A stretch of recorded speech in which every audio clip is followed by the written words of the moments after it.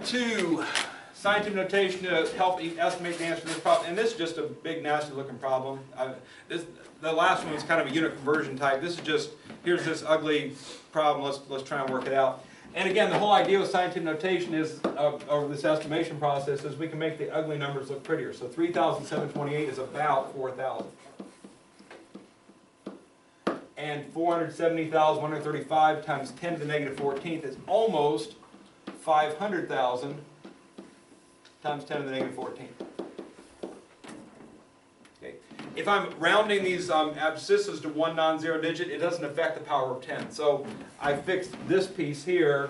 That's closer to 500,000. I kept the times 10 to the negative 14th power. 278,146 is 300,000. And 0.000713 times 10 to the negative fifth is 0.0007 times 10 to the negative fifth. Alright? So now, at this point, I'd want to convert everything to scientific notation. So 4,000 would be what? 4 times 10 to the third power. It's 4,000. We make it go to 4, which is making it 3 decimal places smaller. So we have to make the power of 10, 3 bigger. There is no power of 10 to begin with, so we just put a positive 3 on it. Look at 500,000. We're going to change that to 5, obviously, times 10. And 1, 2, 3, 4, 5 decimal places smaller, so we have to make that 5 bigger. Negative 14 plus 5 is negative 9. I do recommend, if there's negative and positives involved, or even negatives involved at all, that you actually write it down on your paper what you're supposed to be doing. It helps you visually see what's happening there. Opposite sign subtract, same sign you would add. 300,000 again is pretty straightforward. 3 times 10 to the fifth. And then we got 0.0007, so 7 times 10.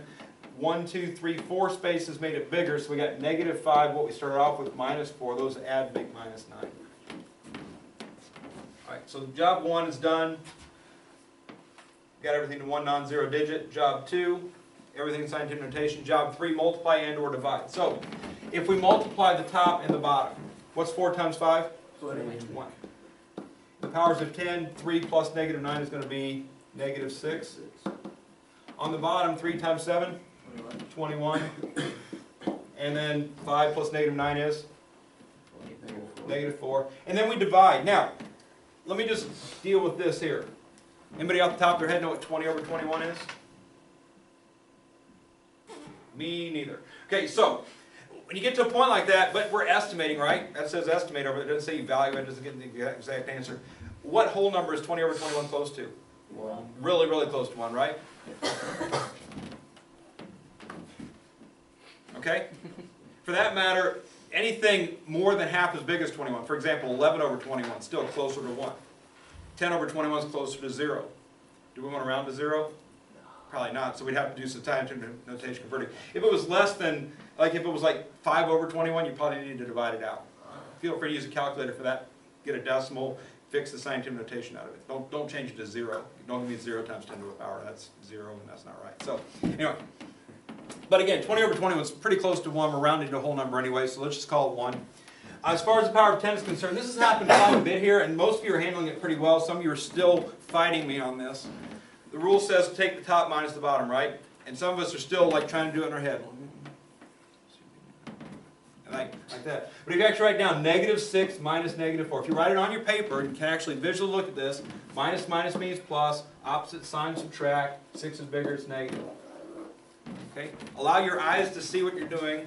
That allows your brain to process the information properly and you get the right answer out of it. So, it's always top minus bottom. Minus minus means plus. Fix the thing so it looks nice, and then make your decision based on the signs of the things you're looking at to decide, should I add, should I subtract, what should the sign be? So that would be the approximate value of that, 1 times 10 to the negative second power. Yes? Sorry, I know like this is dumb and like we've learned it 1,000 times, but like I always forget when to use like negative or positive exponents. Perfect, okay. So you're not sure, should I make it a positive number or a negative number when I'm changing? Okay, so the way you determine that is based on what you started off with and what you changed it to. Okay, so look at what this is compared to that and ask yourself the question, did it get bigger or smaller? So this obviously got smaller, right? If this gets smaller, this gets bigger. Okay. So it's always a complementary idea there. So whatever happens to this, the opposite happens to that. So this got bigger by 5 decimal, or sorry, smaller by 5 decimal places, so we went with a positive 5, all right? Whereas here, this number went from 0.007 up to 7. We went from really tiny up to bigger, right? Okay. That went bigger by 4 decimal places. So that's minus, that's going to be plus 4, so this is going to be minus 4. Okay. Oh, here, this is going to be minus 4. Okay. All right, so whatever happens to the original number here, from here to here, bigger or smaller, the opposite happens to that power of 10. Okay. All right, and if there already is a power of 10, like in this case there already was a power of 10, so I subtracted 4. If there's no power of 10 to begin with, you're starting at 0. So whatever you do, in this case plus 5, it's just going to be plus 5. Okay. Make sense? Yeah. All right.